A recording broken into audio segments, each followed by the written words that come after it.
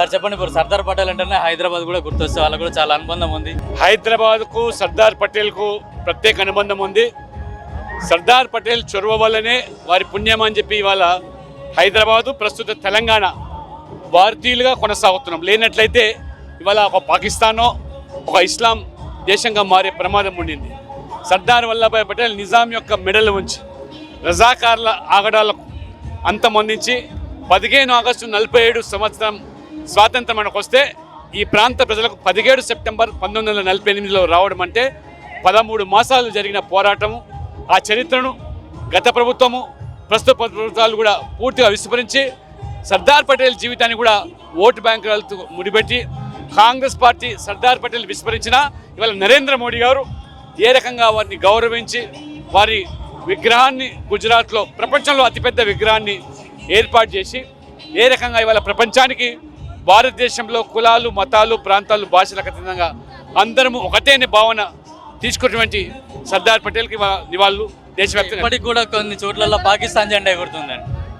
ఇవాళ సర్దార్ పటేల్ లాంటి వ్యక్తి లేకపోవడం వల్ల కాంగ్రెస్ పార్టీ ఏ రకంగా విదేశాలకు వంత పాడే పరిస్థితి ఆ పార్టీ కలిగింది. ఇవాళ నరేంద్ర మోడీ గారు అందుకనే ప్రపంచంలోనే ఒక గొప్ప అభివృద్ధి చెందిన దేశంగా ఇవాళ భారతదేశాన్ని తీర్చిదిద్దుతూ ఉన్నారు. సార్ చెప్పండి, సర్దార్ పటేల్కు తెలంగాణ కూడా చాలా అనుబంధం ఉంది. వాళ్ళ వల్లనే తెలంగాణ విముక్తి లభించింది.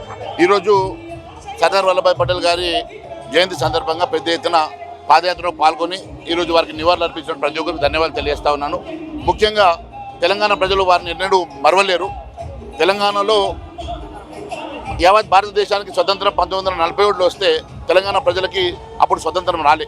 వాళ్ళు ఇంకా నిజాం పాలనలో, నిరంకుశ పాలనలో, రజాకర్ పాలనలో వాళ్ళు బాధపడుతూ ఇబ్బంది పడుతూ అరాచకాలను ఎదుర్కొంటున్న సందర్భంగా మరి పోలీస్ యాక్షన్ ద్వారా 1948 సెప్టెంబర్ 17న సర్దార్ వల్లభాయ్ పటేల్ గారు చేసినటువంటి ఆ ధైర్యం వల్లనే తెలంగాణ ఈరోజు భారతదేశంలో విలీనమై ఈరోజు స్వతంత్ర భవనాలు ఈరోజు మేము గాలి పీల్చుకుంటున్నామంటే అది వారి కృషి వల్లనే సాధ్యమైంది. కాబట్టి తెలంగాణ ప్రజలు వారు ఎప్పటికీ మరవలేరు తెలియజేస్తాం. జూబ్లీహిల్స్ ప్రచారంలో మేము ఇంకా ఇంప్రూవ్ అవుతూ ఉన్నాం.